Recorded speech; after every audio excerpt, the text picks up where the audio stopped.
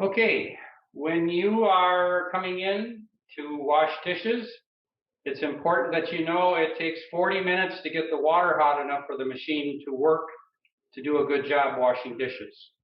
The first thing we do when we set up the dish machine is we raise the front door, which is hanging on a hook, push the hook back, close that door. Now we're looking inside the machine. The most important thing of this whole thing when you're setting up the machine is to know where the drain valve is. It's a C-shaped metal curled item. Going down, it closes the drain to the tank which fills with water. When you bring it up or flip it up, it drains to the tank of the machine. So that's the drain valve. The other item in the machine that's important is the filter basket. Looks like this. This catches all of the debris, food particles, plastic things that got blown out of the rack when the washing was going on. It keeps it from getting into the tank, which basically is a tank of water with a pump that sucks everything up. And if you suck up plastic things, it's going to plug up the washing system and the machine's not going to work as efficiently. So that's the scrap filter. The next step, you know what the drain valve looks like now. You push that down. It's just like turning or putting a plug in your sink. It's closed it so it can fill with water. The next thing is we're going to turn on the washer. Yep. Washer and heating element switch, which has a digital readout. And we're going to turn on the booster heater, which is over to the right here, switch, which goes up, it lights up.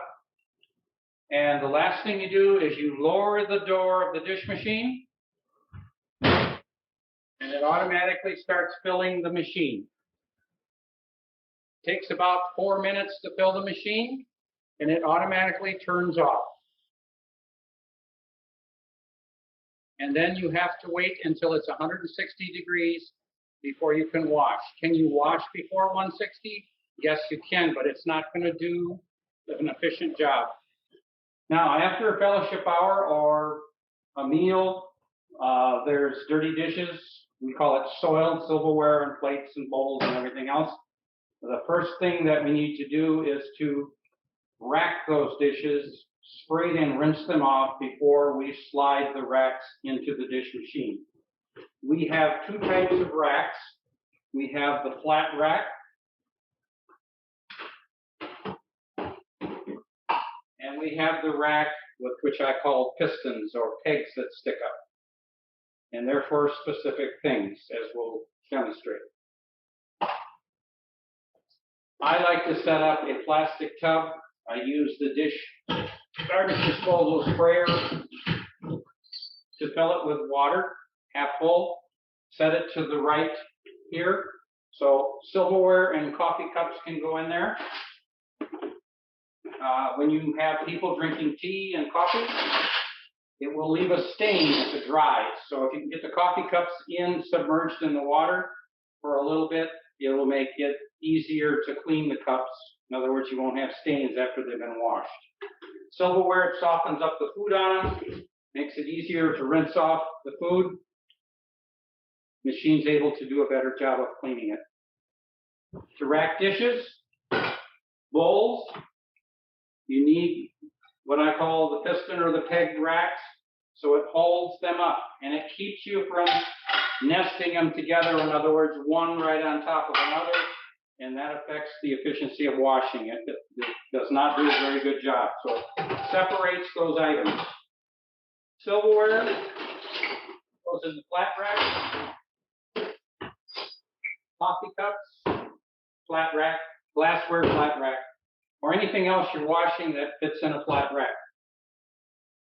Some people put water pitchers in the peg rack so it kind of holds them from going back and forth. Anything very light like plastic, probably want to put it into the rack that has the prongs. The next stage after racking is hold the rack over the garbage disposal sink and spray off. Pre-rinse, if you will, that's what you're doing. the items you're going to wash. Now, I've just put a few plates in here. Of course, when you're washing, you want to have the rack as full as you can for efficiency and saving on energy. Same thing with silverware, coffee cups. When you're running the automatic dish machine in the church kitchen, in most cases when the machine is running, you can tell by sound when it's washing. If it's loud in the kitchen, it may be hard to hear. Here's another way of knowing that the dish machine is at what stage when. Now, we don't want you opening the dish machine up if it's not done through the wash and rinse cycle, because you're going to have 160 to 180 degree water splashing out on you. Okay, so if you want to make sure the machine is done with its washing stage, first of all, there is a detergent button here that's red. That only comes on if detergent is needed. You don't have to worry about that, because either the custodian or I will make sure that the detergent is always filled. The next button over is the machine switch. In other words, when it's washing, the washing cycle is going on, that will be red. When after 40 seconds, the wash cycle's done, that light goes out, and then you have the rinse light up here, which will kick in. Now, to make sure that it's done through its cycles, when that rinse light is off, you're safe to open the machine. Slide the rack in the machine. Make sure it's centered. If it's not all the way in, you won't be physically able to lower the door, and the machine won't wash. Lower the door, the machine will start washing. It's a rather loud sound, so I'm going to step back to the speaker so you can hear what I'm saying. Right, close the door. The machine now is in the wash stage. It's about 40 seconds.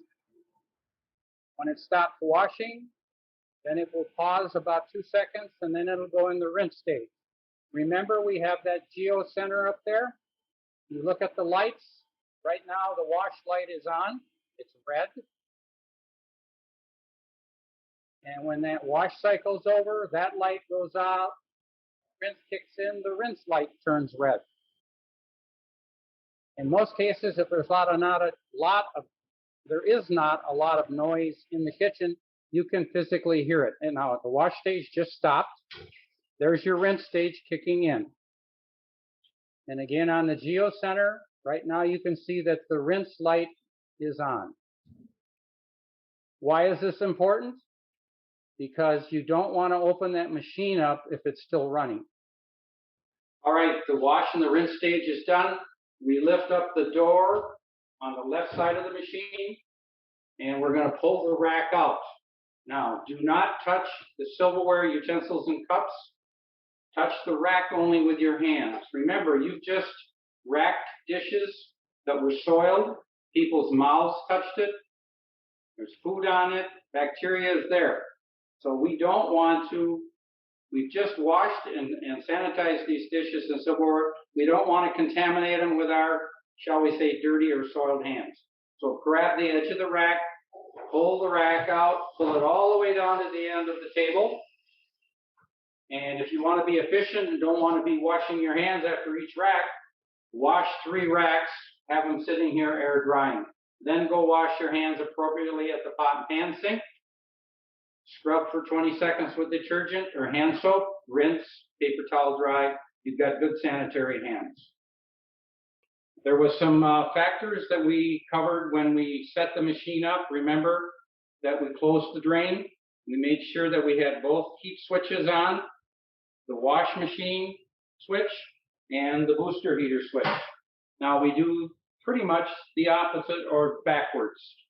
Before we drain the machine, very important, turn off the booster heater switch, turn off the wash tank and heater switch. Then open the drain. You all know where the drain is. You could probably hear the water draining. Push up on the front door and hook it. This allows air to go in and help dry the machine out. Now, while that's draining, I want to talk about cleanup. You can spray all of the dish tray, we call this.